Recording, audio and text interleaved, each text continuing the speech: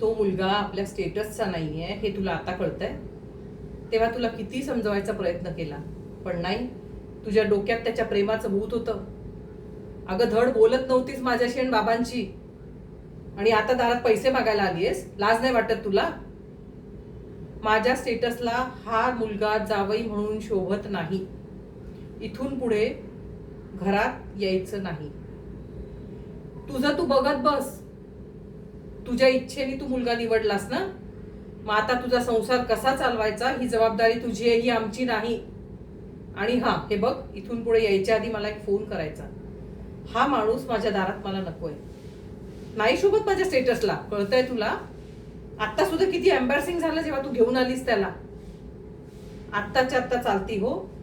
आणि इथून पुढे तुझं आयुष्य कसं जगायचं, कसा पैसा कमवायचा हे आता तुझं तू ठरवायचंयस. आई वडिलांच्या जीवावर नाही, कळतंय?